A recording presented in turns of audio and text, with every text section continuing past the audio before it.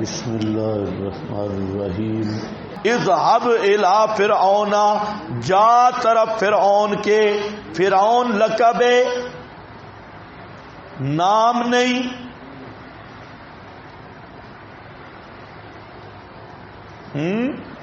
کہتے ہیں اس کا نام ولید تھا. مصر کے ہر بادشاہ کا لقب فرعون ہے. جیسے صدر، روس کے آج کل کیا کہا جاتا ہے؟ صدر، صدارتی نظام میں. ترکی کا صدر اور پاکستان کا وزیر اعظم. وزیر اعظم عہدہ ہے نہ کہ نام ہے. کبھی کوئی بنتا ہے کبھی کوئی بنتا ہے. فرعون بھی لقب ہے یا عہدہ ہے. انہ طغی، بے شک اس فرعون نے حد آدمیت کراس کر لی ہے. انہ طغی، بے شک فرعون نے سرکشی کی اور بگڑ گیا، بدماش بن گیا. قال رب، عرض کی میرے پروردگار. یہ معروض اول ہے، لیکن اس سے پہلے دیکھنا ہوگا. حضرت موسیٰ نے کہا یا اللہ میں تیار ہوں، لیکن میری چند معروضات ہیں. پہلی معروض تو یہ ہے، معروض اول، رب اے میرے پروردگار، اشرح لی صدری، کھول دے میرے لیے سینہ میرا سینہ کھول دے. ویسر لی، اور آسان کر دے میرے لیے امر میرا معاملہ آسان کر دے. وحلل عقدۃ من لسانی، کھول دے گرا میری زبان کی. یفقہوا قولی، تاکہ سمجھ لیں وہ بات میری. واجعل لی وزیرا من اہلی، اور بنا دے میرے لیے وزیر من اہلی، میرے خاندان سے. ہارون اخی، یعنی ہارون بھائی میرا. اشدد بہی، مضبوط کر اس کے ذریعے. ازری، پشت میری، پیٹھ میری مضبوط کر. واشرک ہو، اور شریک کر اس کو نبوت میں. فی امری، نبوت میں. اشرک ہو پھر نبوت، فی امری دعوت والے کام میں. کیوں شریک کر؟ نسبحک کثیرا ونذکرک کثیرا، اس لیے تاکہ ہم تیری پاکیاں بیان کریں زیادہ اور تیرا ذکر کریں بہت زیادہ. انک کنت بنا بصیرا، بے شک تو ہے بنا ہمیں دیکھنے والا. تو مددگار ہے ہمارا، تو مہربانی کر دے. یہ معروضات ہیں. پہلا معروض کیا ہے؟ اشرح لی صدری، میرا سینہ کھول دے. ان کے باز نہ آئے، بہادر بنا دے. سینہ جب آدمی کے دل میں کسی کا روب آ جاتا ہے تو سینہ تنگ پڑ جاتا ہے، اور جب سینہ تنگ پڑے زبان بھی لڑکھڑا جاتی ہے، آدمی بول نہیں سکتا.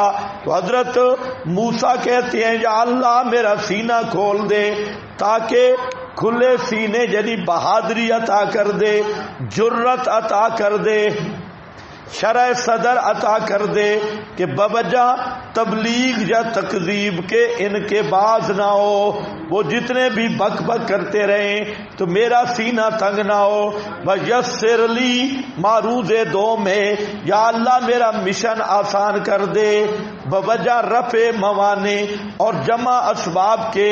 یہ کوئی معمولی مہم نہیں تھی. جو اپنے آپ کو ربکم الاعلی کا مدعی ہے، اس کے دربار میں جا کے مسئلہ بیان کرنا ہے.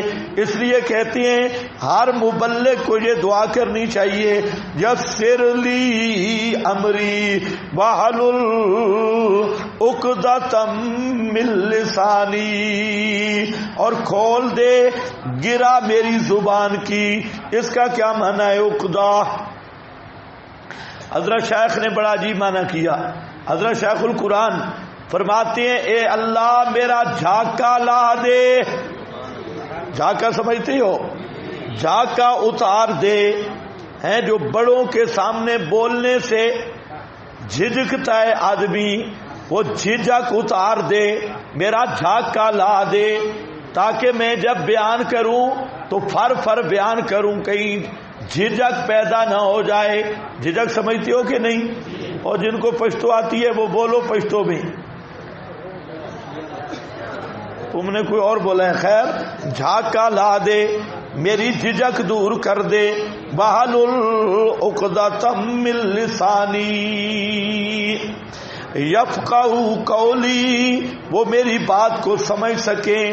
بعض حضرات نے کہا کہ حضرت موسیٰ کی زبان میں لکنت تھی. اس کی وجہ کیا بنی کہ جب ایک دن فرعون حضرت موسیٰ کو گود میں لے کے بیٹھا تھا، پیار کر رہا تھا بچپن میں، تو حضرت موسیٰ نے فرعون کی داڑھی سے پکڑ لی. تو اس کو درد ہوا، تو اس نے کہا بھئی اچھا فرعون کی داڑھی بھی تھی.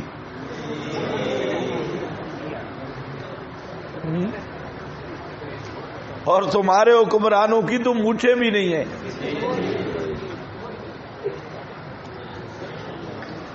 اس کا مطلب ہے وہ فرعون کچھ بہتر تھا.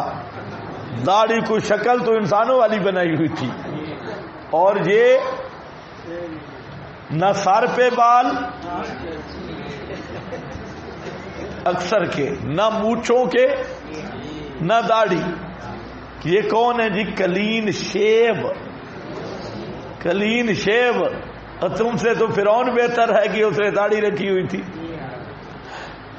خیر، تو فرعون کو غصہ آیا، تو بی بی آسیہ نے کہا یہ بچہ ہے، سمجھدار نہیں ہے، نہ سمجھ بچہ ہے. فرعون نے کہا میں نے اس کی آنکھ دیکھی ہے، اتنی نہ سمجھ نہیں لگ رہا. تو اس نے کہا بھئی نہیں، یہ نہ سمجھ ہے. خیر، یہ طے ہوا کہ ایک طرف انگارے رکھو، ایک طرف پھول رکھو. تو جس کی طرف یہ جدھر ہاتھ پھیلائے گا پتہ چل جائے گا. تو حضرت موسیٰ ہاتھ پھولوں کی طرف لے جا رہے تھے، تو جبریل نے ہاتھ پکڑ کر انگاروں کی طرف کر دیا. تو وہ انگارہ اٹھایا، منہ میں ڈالا، تو وہ تھوڑی زبان میں لکنت پیدا ہو گئی. یہ ایک پرانا قصہ مفسرین نے لکھا ہے. واللہ عالم بصحتها. آیت کا مفہوم اس پر کوئی موقوف نہیں ہے. آیت کا مفہوم اپنے پیچھے ہے. رب اشرح لی صدری ویسر لی امری واحلل عقدۃ من لسانی. یہ دعوت جو ہوتی ہے، یہ دعوت تب ہوگی جب زبان چلے گی. اور جو حضرت شیخ نے مانا کیا بہترین، یا اللہ میرا جھاکا لا دے، جھاکا کھول دے، جھجک ختم کر دے، بہت اچھا مانا ہے. باقی زبان میری چلے، میری بات سن لیں. اور جناب 4 نمبر، وَاجْعَلْ لِي وَزِيرًا مِّنْ أَهْلِي. مودودیوں کو یہ ہاتھ دکھا دینا، کر دے مجھے وزیر، بڑھا دے میرے لیے وزیر میرے آل سے، ہارون بھائی میرا. اشدد بھی ازری، مضبوط کر اس کے ساتھ ازری، قوت میری مضبوط کر. ہاں، وہ مجھے ایک بات یاد آ گئی پھول اور آگ سے. تو پچھلے دنوں کسی بزرگ نے، اللہ کمی بیشی معاف فرمائے، کسی بزرگ نے ارشاد فرمایا کہ ایک بچہ پیدا ہوا، تو لوگوں نے کہا بھئی اس کا نام کیا رکھے. تو کوئی اللہ والا تھا، اس نے کہا بھئی اس کے بچے کے ایک سائڈ پہ کتاب رکھ دو، ایک سائڈ پہ پیسے رکھ دو، اور ایک سائڈ پہ جو ہے وہ کوئی پھول شول رکھ دو، مختلف چیزیں رکھ لو. بچہ جدھر ہاتھ اٹھائے گا اس کے مناسب نام رکھیں گے. تو انہوں نے ایک طرف کتاب رکھی، ایک طرف پیسے رکھے، ایک طرف پھول شول رکھے، کوئی قدم شدم رکھی ہوگی. تو وہ جو بچہ تھا اس نے ہاتھ یوں پھیرا، ساروں پہ ہاتھ پھیر دیا. تو اب بھئی نام کیا رکھیں؟ انہوں نے کہا اس کا نام فضل الرحمان رکھ دو.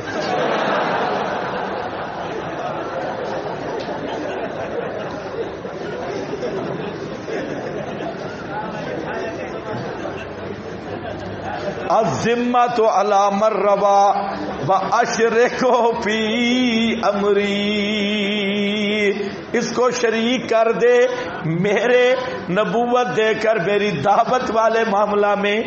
کہ نسبحہ کا سبحان اللہ کہتے ہیں یا اللہ ہم راج باج گج کے تیری توحید بیان کریں. نسبح وہ تسبیح مولی علی نہیں، 1 دونے 2 تے 2 دونے 4 نہیں، یہ ہے تنزیہ اللہ تعالی. یہ نفی والا معنی ہے کہ تیری توحید کا نفی والا پہلو، تے نازو کورا کا یہ ہے اثباتی رنگ ہے. نسبح لا الہ اور نازو کورا الا اللہ. توحید میں 2 رنگ ہیں، نفی بھی اثبات بھی. تو نسبحہ اوپر لکھا ہے ننزہہ کا عما لا یلیق بکا ہے، اور کمال اوصاف ذکر کریں. مطلب یہ ہے کثیر کیسے ہوگا؟ ایک بھائی تھکے گا دوسرا کھڑا ہو جائے گا، وہ تھک جائے گا پھر پہلا کھڑا ہو جائے گا.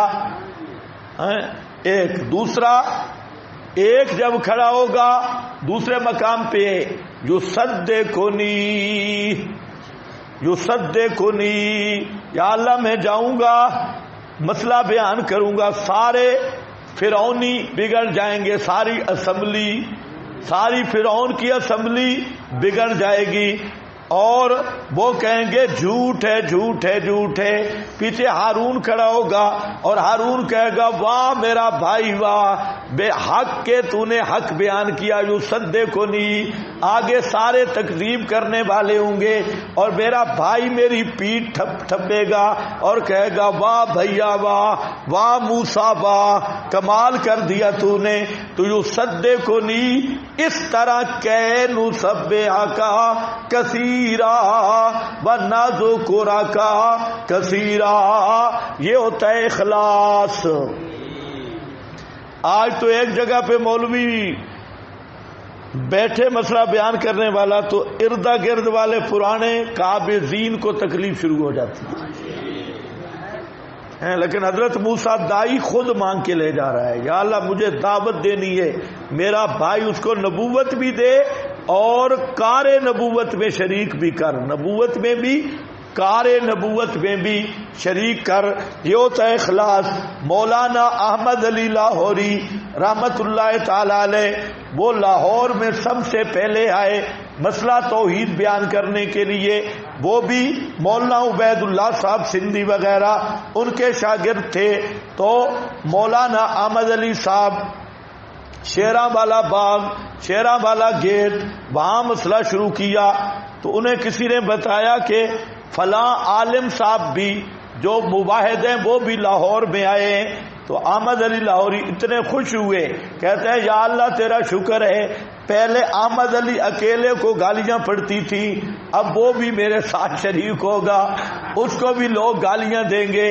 تو یہ تو ہوتا ہے اخلاص، لوگوں کو تیار کرنا، نئے ساتھیوں کو تیار کرنا، ساتھیوں کا حوصلہ افزائی کرنا. جو مخلص آدمی ہوتا ہے وہ اس کی کوشش یہ ہوتی ہے کہ نوجوان ساتھی میدان میں آئیں، یہ آگے آئیں اور اس کام کو سنبھالیں. یہ دعوت کا کام ہے تاکہ ہمارے لیے بھی صدقہ جاریہ ہو. لیکن آج ایسی قسمت کی بات ہے کہ آج کوئی نوجوان آگے آنا چاہے تو جو پہلے لوگ ہوتے ہیں اس کو آگے آنے نہیں دیتے. وہ کہتے ہیں اس کو پیچھے رکھو، اس کو پیچھے رکھ. میں نے حضرت نعمانی صاحب رحمہ اللہ سے یہ بات ایک بڑی نوٹ کی، اور بھی حضرت کے کئی عجیب شخصیت تھے، علماء میں ان کا رنگ عجیب تھا. لیکن ایک چیز میں نے یہ بڑی نوٹ کی کہ حضرت کی کوشش ہوتی کہ جتنے نئے ساتھی ہیں ان کو میدان میں لائیں، اور زوری پہ. اب میں تقریروں شکریروں پہ نہیں جاتا تھا، میرا تو نہ ذوق تھا نہ ہے، تدریس تھی.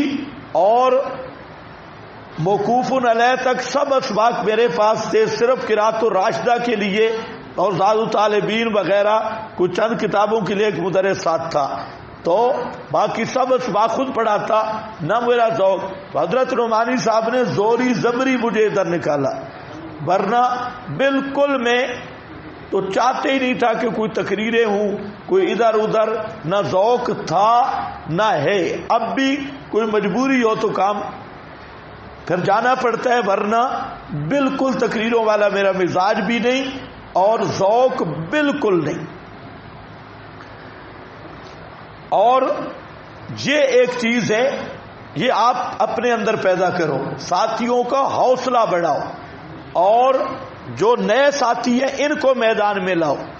تو لوگ سمجھتے ہیں یہ میدان میں آ گئے تو ہماری شہرت ختم ہو جائے گی، تو ایک جملہ ہے سید عنایت اللہ شاہ صاحب رحمہ اللہ کا، وہ یاد کر لو۔ حضرت شاہ صاحب فرماتے تھے ایک عزت اللہ دیتا ہے اور ایک عزت آدمی خود بناتا ہے۔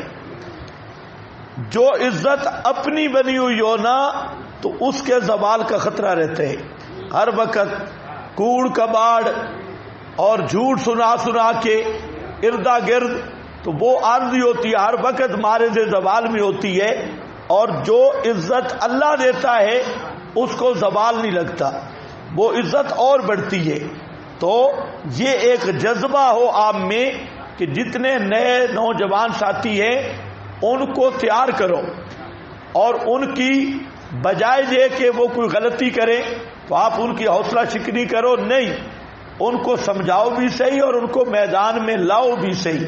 تو یہ سارے جتنے بڑے بڑے حضرات گزرے ہیں پہلے آپ کی طرح ہی تھے، کوئی آسمان کی مخلوق نہیں تھی، اور انشاءاللہ آپ میں بھی ایسے لوگ اللہ پیدا کرے گا جو مشن توحید کے خالص وفادار ہوں گے، ہاں یہ ہوگا انشاءاللہ۔ تو یہ ایک وسعت نظر رکھو اور ساتھیوں کو آگے بڑھانے کی کوشش کرو۔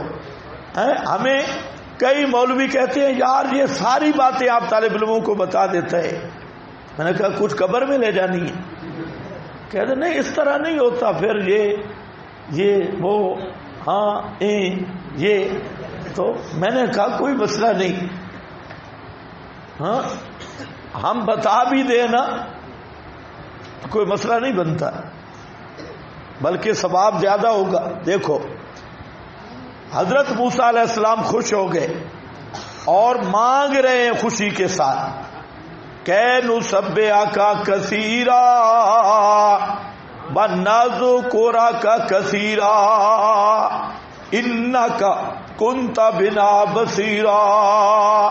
تو ہمیں اچھی طرح جانتا ہے ہم ایک دوسرے کی معاونت کے محتاج ہیں۔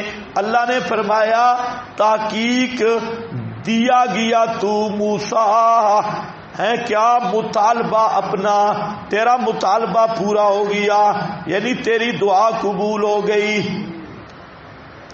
تیرا مطالبہ پورا ہو گیا یعنی تیری دعا قبول ہو گئی۔ کچھ حاشیے میں نے ابھی چھوڑ دیے، خیر یہ دیکھ لینا، کوئی اشکال ہے تو پوچھ لینا۔ تو جہاں مراد کیا ہے تیری دعا قبول ہو گئی، اس پر حاشیہ کہاں ہے؟